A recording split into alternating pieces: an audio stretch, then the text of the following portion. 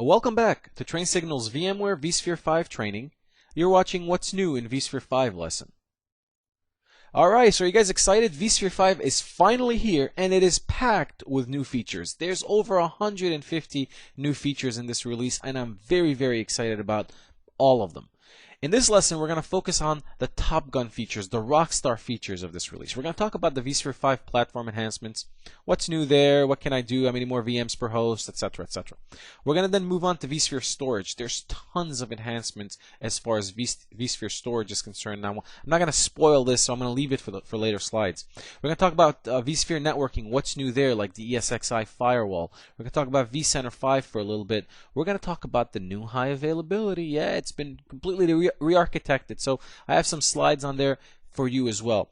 Now, vCenter Site Recovery Manager 5, technically it's not part of the course, it's not part of vSphere, but I wanted to also shed some light on it because Site Recovery Manager, or SRM, is such an important feature to all of us. I'm sure you want to learn a little bit more about what's new in SRM 5. vCloud Director 1.5, also a little bit outside of the scope. That with the including vShield 5.0 there, the last three bullets are a little outside of the scope of the course, but I just wanted to give you a quick overview of what to expect with some of these newer versions. Let's go ahead and get started.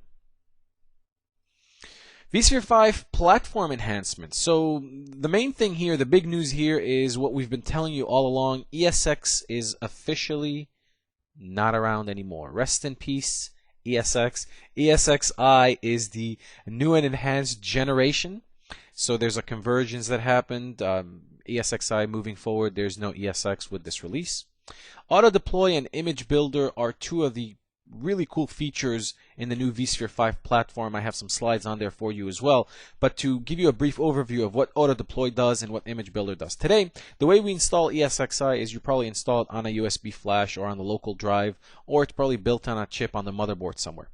With Auto Deploy, what it allows you to do is instead of installing these different instances of ESXi, and then every time you want to patch, you patch all of these instances of ESXi, it allows you to boot your physical servers in a stateless mode and sort of download a common image into memory. So think of it this way, you're installing ESXi into memory. So you PXE boot a stateless physical machine, it downloads an image off of the server and it loads it into memory. Now if you wanted to do an upgrade, you upgrade that once, and if you have 10 or 20 ESXi hosts that are connected via that PXE boot and the installation is resident in memory, all it would take on your end is a reboot and all of your ESXi hosts would be up to the latest and greatest from a software patching perspective. Now here's the trick with that. If you patch and all of a sudden you notice that some of the patches are causing issues and you have another maybe image that's still around from an older stable release, swap that out, reboot all your stateless machines, voila, they're all back up to the earlier version that's stable. So it makes provisioning physical ESXi hosts a snap. Now Image Builder is really cool because with ESX, it had a lot of support for a lot of drivers. So typically when you installed ESX on physical hardware, it will detect the network card and fiber channel card, etc., etc. ESXi is a thin install, so it doesn't have all of the drivers typically for all the hardware manufacturers. So what we end up doing is we would have to slipstream the drivers inside of the ISO or the installation in order to get it to work. Image Builder allows us an automated way to slipstream those drivers, get that installation the way we want it, and then create an installation package out of it so that we can customize our installation. So I'll talk about those two features in greater detail as we progress with this lesson. Unified CLI, so with ESXi5, we've unified the command line interface, so you're doing everything through the VMA now. You also have still access to SSH. But you'd have to enable that, and we'll talk about that in greater detail in a little bit. But I wanted to also mention that you have a unified command line interface with this release. VM enhanced capabilities, we'll talk about those in greater details, but what can you do with the VM today? How much memory can you give it? How much CPU? What's new? How many IOPS can you run against it? Etc., etc. Support for up to 160 logical CPUs. So you can have up to 160 logical CPUs in every physical machine that you deploy. That's a monster machine. Up to 2 terabyte of physical memory. That's crazy. I mean, I've put maybe up to 200 gig of memory in a machine, and I thought that was a lot. Maybe 192 is as far as I'd probably ever go. For me, it's just too many eggs in one basket. However, for those of us that are adventurous, you can go all the way up to 2 terabyte physical memory, and ESXi will still understand and see it. Up to 512 virtual machines per host, with a maximum of 2048 vCPUs on that particular host. Host UEFI BIOS, and UEFI stands for Unified Extensible Firmware Interface, and allows you to boot off of local disks, CD-ROM, etc., etc. If you still wanted to boot off of the network, you would still need the old type of BIOS, but you now have support for hosts that have UEFI BIOS within them. And the big news, even though it's sort of limited, but the big news is the ability to virtualize, or to officially virtualize, Mac OS X 10.6, aka Snow Leopard Guest OS within a VM. Now, granted, there's a caveat there that you only can run it on Apple hardware, and that hardware is the Xserve 3.1 system. So there are some limitations, but hey, we're making progress. It's in the right direction, so we should all have a big smile on our face. Hopefully the next release, Apple will relax some of their licensing requirements so that we can virtualize it on anything we want. Now, with regards to improved SNMP support, we can now support the converting CIM indicators to SNMP traps as well. So tons of new features from a vSphere 5 platform perspective. Okay, vSphere storage, my favorite topic. Now, this is funny because about 5 years ago, if you'd asked me about storage, it meant nothing to me. 5 or 6 years ago, I didn't care about storage. With the advent of virtualization, I am so intrigued with storage now. It's such a cool, so many cool features here. So what's new? Well, storage DRS, SDRS. Most of you have probably heard about that. We've been doing regular DRS for the most part since ESX came onto the market from an enterprise perspective. And DRS allowed you to load balance your cluster, the VMs that are in your cluster, based on the CPU and memory usage of the hosts that are members of that cluster. So today with storage DRS, you can now also load balance the virtual machines based on the data stores that they're on. So if a data store is running low on disk space, or if there's high latency against that data store, well, storage DRS is going to detect that, and then it's going to move virtual machines off of that data store onto another data store, thereby load balancing all of your data stores so that they can perform better and that they can offer adequate storage to the virtual machines. Now, obviously, storage DRS is going to be handled via storage vMotion, and we'll talk about that again in greater detail in a second here. Profile-driven storage is another very, very cool feature. What profile-driven storage allows you to do is it allows you to put SLAs against certain virtual machines. So if you have different tiers of data store within your environment, SSD, SAS, SATA, etc., and you want certain virtual machines to always be on SSD, or you want them to be on SSD most of the time and sometimes they can go to SAS, profile-driven storage will guarantee that certain virtual machines meet certain SLAs from a storage perspective, and it ties that into with storage vMotion and VASA, and we'll talk about those in greater detail in a second here as well. VMFS 5, so there's a new version of the VM file system, or the VMware file system. So it goes from version 3 to version 5. I'm going to talk about some of the enhancements. vSphere APIs for storage awareness, VASA. So VASA is typically used in conjunction with profile-driven storage. What VASA allows you to do, it creates APIs for storage vendors that allows the storage vendor to tie into vCenter, so that vCenter understands the underlying storage. So VASA, in essence, exposes the capabilities of the storage array to Virtual Center, and at that point Virtual Center can take these capabilities and can use things like profile-driven storage to make sure that virtual machines are always on the most appropriate data store based on the requirements and the rules that you put in place. There are enhancements to vSphere APIs for array integration, VAI. Most of you are probably familiar with VAI. One of the biggest enhancements, and we'll talk about that as well, is it now supports NFS, whereas before it was just fiber channel. vSphere Storage Appliance, or VSA, now allows you to virtualize local disk and some type of network disk as well, and deliver that to your ESXi host as shared storage. So big enhancement there. iSCSI UI support, so there's enhancements to how you can configure iSCSI from a user interface perspective. Storage I/O control for NFS. So typically, storage I/O was available for Fiber Channel, including network I/O, as we're going to see in the next slide. Those were typically available only to the Fiber Channel world. They are now available to NFS as well. Swap to SSD is one of my favorite new storage features. So swap to SSD allows the ESX host, allows the VM kernel to be aware of any SSD that is either local or on the network. And what happens when ESXi or the VM kernel is aware of the SSD that is available to it, either via the network or local, it will extend the host swap files, all the swap operations, to SSD, and this allows you for memory overcommitment and all sorts of stuff, because now you're swapping to SSD, so the performance isn't degraded. Swap to SSD is hands down one of my coolest features of vSphere 5. I really like it. Storage vMotion snapshot support. So now you can snapshot, or you can storage vMotion snapshotted VMs, and you can storage vMotion snapshotted VMs that also have snapshots. So VMs with snapshots, in essence, in English, can be storage vMotion now. VMware View Accelerator. I might be exaggerating if I said this is probably my favorite feature. So VMware View Accelerator allows you to cache a local copy of the master image. So if you're in a view environment and you have these master images that you use linked clones off of, typically those get hammered as new virtual machines are spun up or powered on. All those reads go against that. So if you have 10 ESX hosts, one shared storage, that particular shared storage is getting hammered from all 10 ESX hosts, thereby contributing to logon storms and boot up storms, etc.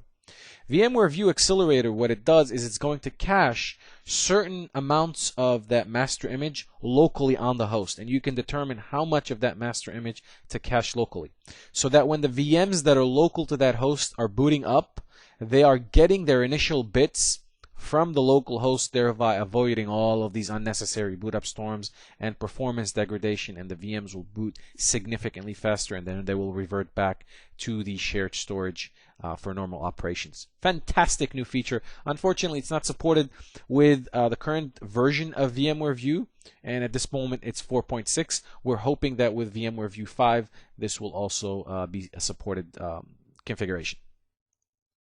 vSphere networking. Alright, so the same thing with storage I/O, where it was extended to NFS. Now network I/O is also extended to NFS, and you have a lot of enhancements to guarantee quality of service for certain virtual machines that you might want to give more or less attention to. vNetwork distributed switch improvements. There's a lot of enhancements and improvements and granular control over what you can and cannot do from a vNetwork distributed switch perspective, and we're going to get into that when we talk about networking. ESX Firewall is probably one of the cooler features. It allows you to create a firewall that is a very, very stateless or very lightweight firewall for ESXi. And let me show you where it is. So if we switch to the GUI here real quick, if we go under Hosts and Clusters and you select the actual physical host that you have, click on Configuration, under the Security Profile, you'll notice that you have the firewall here and a very small summary of what's going on, etc., etc. If you wanted to modify any of these, obviously you would go into Properties and you uncheck, select what you want. You can control which incoming IP addresses have access to it or not. We're going to get into ESXi Firewall in greater detail in a later lesson, but I wanted to show you where it's at.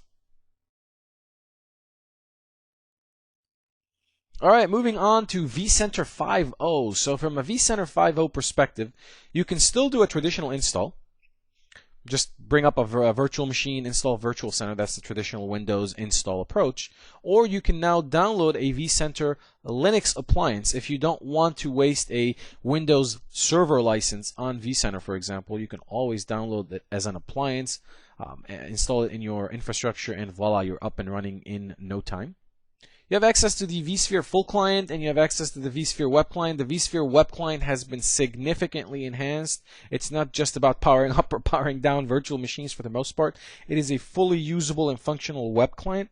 Now, granted, you still can't do everything that you can do with the full client, but it is significantly improved from what you can do with prior versions. Now, my only disappointment here is it's not HTML5. I would have loved for this particular client to be HTML5 compliant, but we are definitely getting there. Enhanced logging support, so you can do much more from a logging perspective when it comes to vCenter 5 in this release. All right, so what are the enhancements to the virtual machines? What can you do from a VM perspective?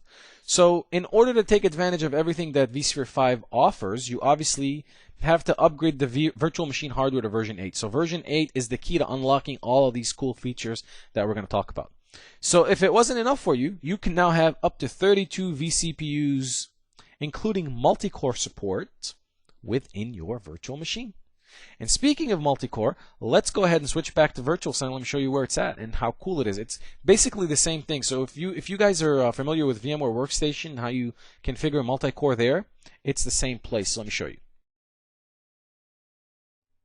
So I have FS01 here. If we right-click on FS01 and drag down to Edit Settings, you'll notice that under vCPUs, you now have sort of two tabs. So I only have one vCPU here and one core, but I can also increase the cores that I want, etc., etc. So it's a very simple GUI approach to how you do certain things. All right, so if RAM is a problem and you don't have enough RAM for your virtual machines, up to 1 terabyte of virtual RAM can now be applied to your virtual machines. This is more than what I've seen in physical hosts. Literally, the virtual machine hardware is going to surpass what we've installed over all of our careers inside of each server. It's kind of ridiculous. You can support up to 1 million IOPS per VM. That is insane capabilities for a virtual machine. Stuff I wouldn't dreamt of, 5 or 6 years ago to tell me we were going to get to a day where I can assign a terabyte of RAM to a virtual machine. Really? I would have never guessed that. Support for client-side connected USB and USB 3.0 support. So this is a little bit misleading, so I just want to make sure you understand this and smart card reader support. So while vSphere 5 is extending support to these USB devices, they're extending them only to the client that is running the vSphere client. So you can put a USB device in the back of your laptop, for example, or in the backup of your desktop, and if you're running the vSphere client or the vSphere web client from this laptop or desktop, then you can extend support to the VM that way.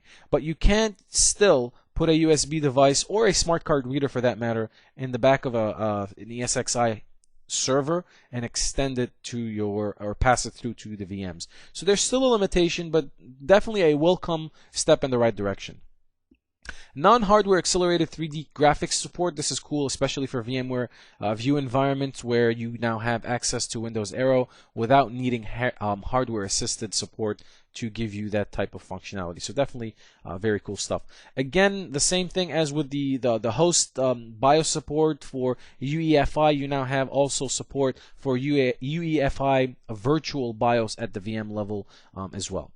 VMware Tools version support matrix. This is pretty cool because the new version of VMware Tools is now probably version 5X.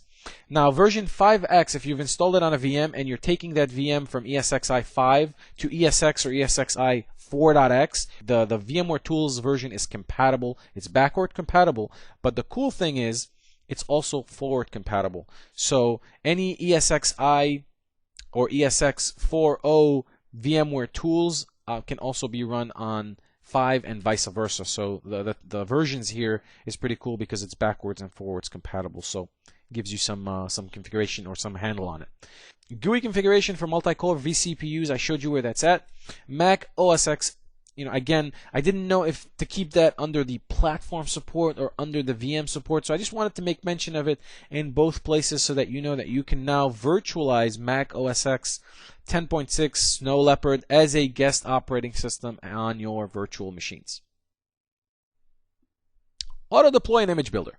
So we talked a little bit about auto deploy and image builder, but how do you really use auto deploy and image builder, and what's the purpose of it? So if you're going more towards cloud computing, and the whole theme behind vSphere 5 is that VMware wants to make vSphere 5 as the cloud operating system.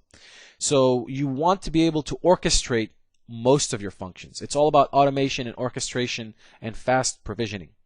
Auto deploy, image builder, in conjunction with what you already know from a host profiles perspective, can take a stateless physical machine, deploy ESXi on it, using an image that you've created using Image Builder, and then using host profiles, add it to Virtual Center, add it in the right cluster, apply all the necessary rules against it, and put it in production. So you go from just regular physical hardware to a fully functional, usable ESXi host within a matter of minutes. That's the idea behind auto deploy and Image Builder.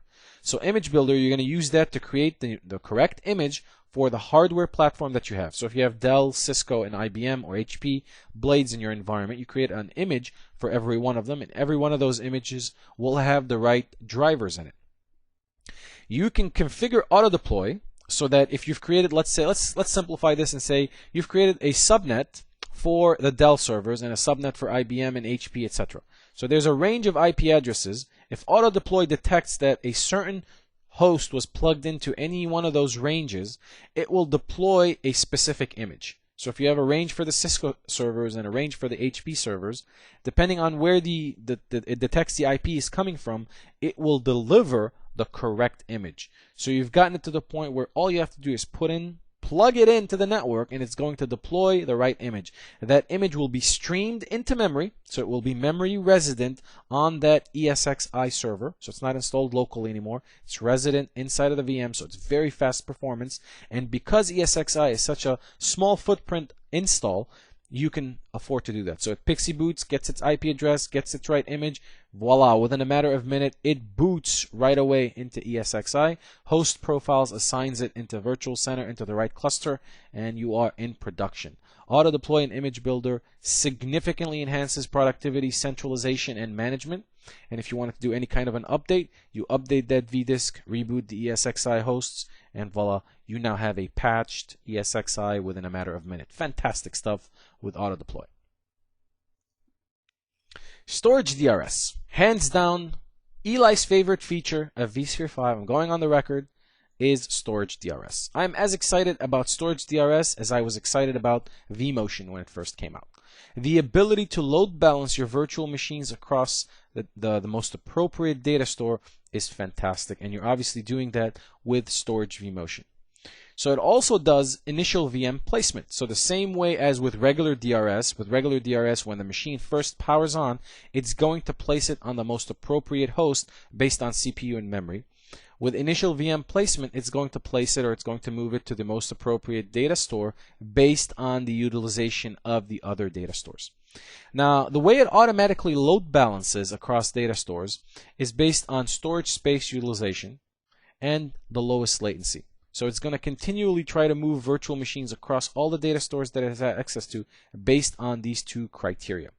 But you also have affinity rules and anti-affinity rules. Affinity rules are really cool. So in some cases, you might allow the virtual machine, certain VMDKs of the virtual machines, to be storage vMotioned off to a different data store if they're being hammered. So SDRS is going to take a look and say, okay, FSO1 is a VM and it has 3 VMDK files. 2 of the VMDK files are fine. They can continue to stay on this data store, but this third VMDK is being hammered very much. I'm going to move it off of this data store to another data store.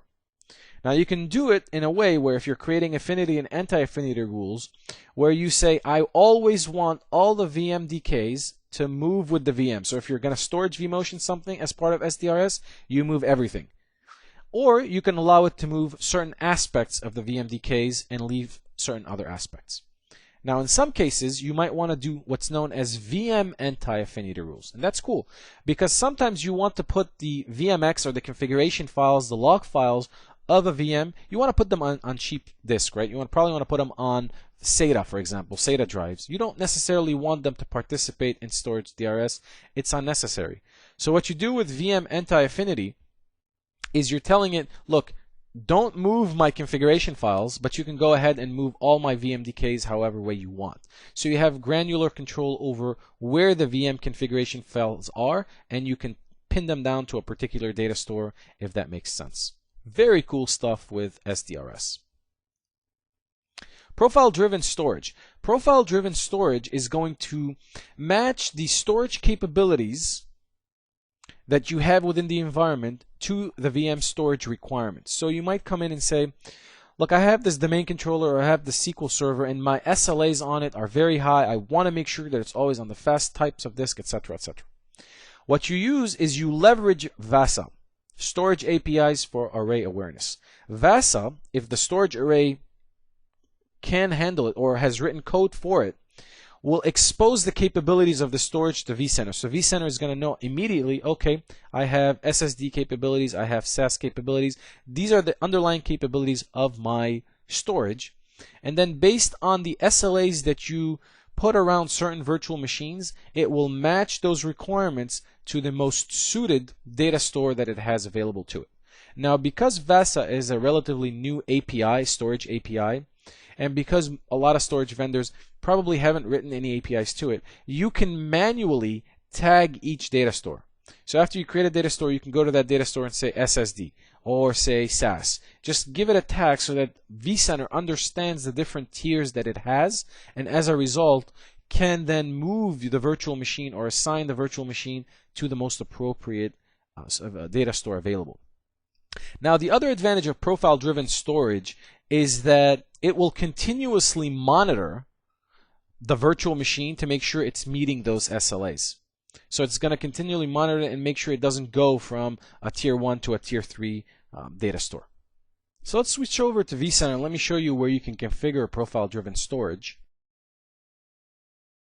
So if you go up to Home here and find VM Storage Profiles, you're able to configure the different storage profiles that you have access to from this particular wizard. So all you have to do here is come to Create, give it a name, give it a description. Let's do SAS, for example. You click on Next. If the vCenter, if the storage that you're using has the VASA APIs, it's going to expose the data stores. You're going to see them here. You can configure the data stores manually as well, and we're going to talk about that in later lessons, how you can configure those. But they'll be here, they'll be available to you. You can select them and go through the wizard and create these profiles that you can then assign to your virtual machines. Very cool stuff. VMFS5. I kind of left this on purpose in the middle of the presentation just to tick you guys off because I know everybody's waiting for this. So yes, the highlight of this is you no longer have a 2 terabyte limitation on VMFS volume. You now have a 64 terabyte limitation on a VMFS volume. Good luck filling that up. 64 terabyte for me, at least in this day and age, is more than enough for a single volume. I don't even want to fill that up with virtual machines, but you now have 2 terabyte VMFS volumes. The other very interesting thing here is space reclamation for thin provision LUNs. So with the use of VAAI, you now can do automatic space reclamation. So you no longer have to run scripts or deal with this in any manual format. If you're using thin provision disk and you have VAAI enabled, it will automatically reclaim all that space that is being that hasn't been reclaimed manually yet. So it'll automatically reclaim that. So tons of new features here from a VMFS perspective, and I've given you a quick comparison between VMFS 3 and VMFS 5, what you can and cannot do. VMware View Accelerator. Yeah, my favorite feature. So again, I went into this into details. The thing to note here is while View Accelerator is a hypervisor feature, it can only go into effect, it'll only work if VMware View supports it. So you want to make sure that the VMware View version that you're using can support the accelerator, because controlling the amount of cache that each ESXi host is going to keep for its particular master image is controlled from the VMware View composer. So again, instead of having a master image that's on shared disk and all the ESX hosts are going to pound that particular image, you are caching bits of that particular master image on each ESXi host. Thereby, when the virtual machines on that ESXi host boot, they are going to boot to the locally cached image first, thereby significantly reducing your reliance on shared storage and the requirements for beefy and hefty storage to support all those VDI environments that you have set up. This significantly reduces your CapEx savings and enhances your OpEx functionality and savings as well. The new high availability. My second favorite feature. My first is storage DRS. My second is definitely HA. So traditionally, HA was in the form of a primary-secondary approach within the cluster. Today, HA is more of a master-slave approach within the cluster. So there's only one master within the cluster, and this master is determined by holding an election every time the servers reboot, etc., etc. An election is held, and a master server, one ESXi host out of the others, becomes the master. All of the rest are slaves. And it's built off of what's known as an FDM manager, or a fault domain manager. Fault domain manager master becomes the master servers. Everything else is the slave in this particular environment. The enhancement here, the Top Gun capability is traditional HA. It used to detect a failure using the management network. So if it can't communicate, if it loses the heartbeat with the management network, it will automatically declare that host failed, and it will start its regular processes. Now, we all know that that's not enough. In a lot of cases, the virtual machine network is fine. Maybe a cable was yanked, something happened, but the server, in essence, is still up and running. So in order to provide more resilience, more redundancy, and an additional layer, the VMs aren't going to be checked just via the management network now. They're also going to be checked via storage. So HA is going to communicate with these VMs via the storage communication path, and if it notices that these VMs are still up and running and functioning, it's not going to declare a failure on that particular host. So now you have dual layers of communication to detect a failure within the host. You also have one log file per server now, and it's located in etc, OPT, VMware, FDM, so you can find that file very, very easily.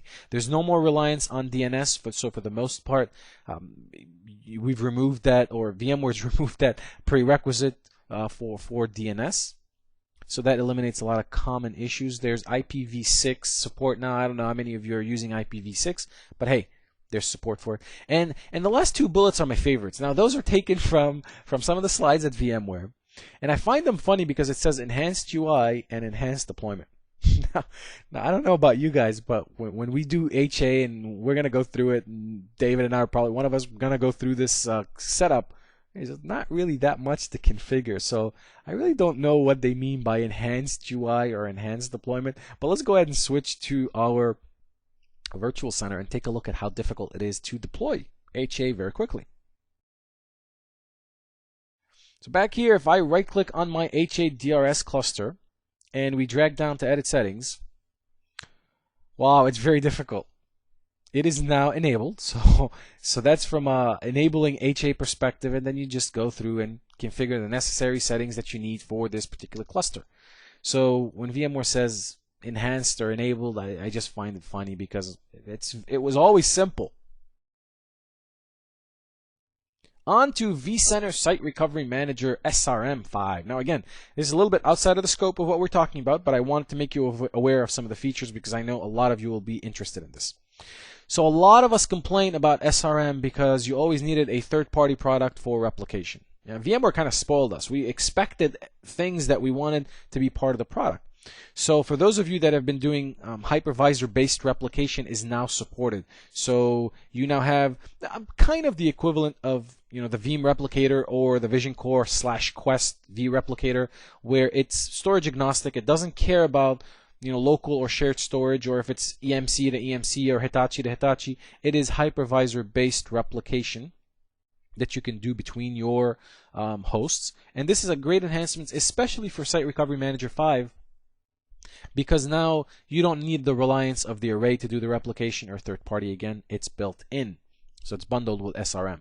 Now, keep in mind when you're doing hypervisor-based replication with SRM, it's file level consistency.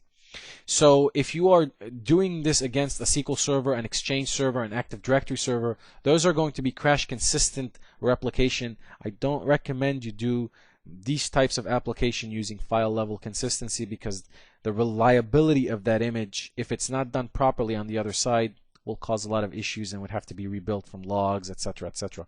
So be aware of the file level replication that SRM does.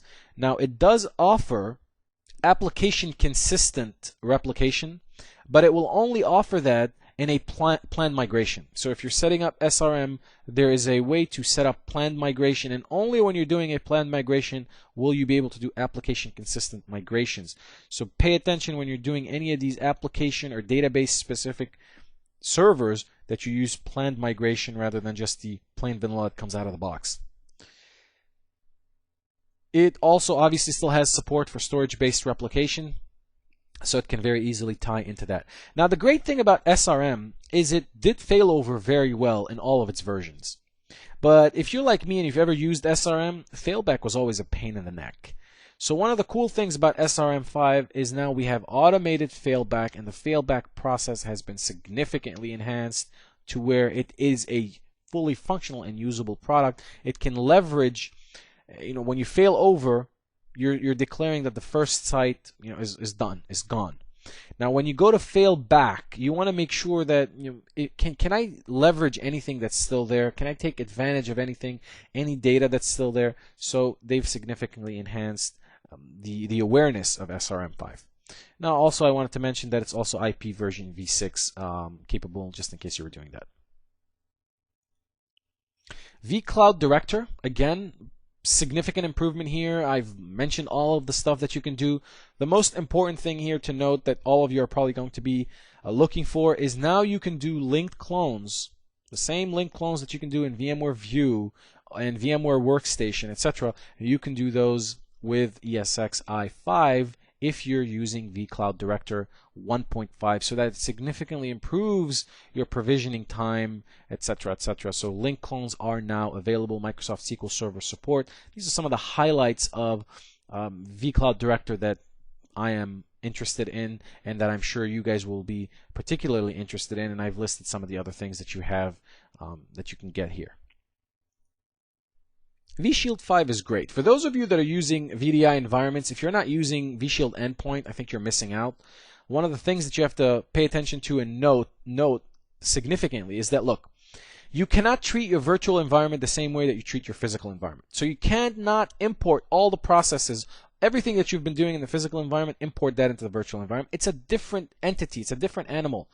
In the physical environment, every server was, for the most part, a standalone entity. It had its own resources, its own CPU, its own memory, for the most part, its own local disk. And even when you provision SanDisk, you're provisioning that shared storage to a particular host for that particular application. So for SQL, you were provisioning LUNs for that box. So it was very siloed. When you move into the virtual world, it's all about shared resources. It's all about doing more with less. So with vShield Endpoint, you want to be able to remove the antivirus agent out of every virtual machine in the environment and offload that onto an appliance so that the underlying storage doesn't get grilled. The idea of agent-based approach in a virtual environment is ludicrous. In the physical world, it worked fine because, again, you had enough hardware, it was isolated to that box, that was the right approach. We are moving from a siloed approach to a shared approach. If you have 400 virtual machines and everyone has an agent, every time you're running a scan at noon, it's going to grill the underlying hardware. So you're going to go out and buy more storage. So the idea here is, are you going to go out and buy storage to support the load, and then every time you add more VMs, you're going to buy more storage? Or you're going to do this in a better way. You're going to take the agent out, offload it to an appliance, and pay a little extra in licensing, but it's justifiable compared to what you're going to do to the storage and scale. Scaling the storage is not just the cost of the storage, it's also putting the storage, it's the footprint, it's how much data center space, etc., etc. So I would rather offload that to soft costs than increase my footprint in the data center. So pay attention to that. vShield will also do data security, not just against the perimeter, the edge, which is what we have, but it'll also do it against specific applications that you can isolate. So think of vShield 5 moving forward as the framework, the security framework that secures your cloud environment moving forward. Very, very cool stuff here. All right, so what have we covered? This was a cool lesson. I hope you got a lot of good information, a lot of good insights into some of the new features of vSphere 5. We spoke about the vSphere 5 platform enhancements. So now you can put 160 logical CPUs up to 2048 vCPUs inside of one particular host. We discussed the Mac OS X support now. So a lot of platform enhancements, convergence, no more ESX, it's all ESXi now. We talked about vSphere storage. We covered the vSphere storage appliance. We talked about VASA, the vSphere storage APIs for array awareness. We talked about profile-driven storage. We talked about storage DRS, etc., etc. So we covered a lot within vSphere storage. We also talked about vSphere networking and discussed how now you have the network I/O extended, enhanced features to extend to NFS. We talked about the vDistributed switches. We talked about ESXi firewall. vCenter 5, we covered the fact that you can now get it in a Linux appliance if you don't want to waste a Windows server license on it, but you can still install it traditionally within a Windows operating system. We also talked about the full client and the fact that you now have a more granular, more useful web client that you can use. We talked about the new high availability HA. It's been redesigned, reconstructed from the ground up, so there's no more concept of primary secondary. It's more now of a master-slave relationship.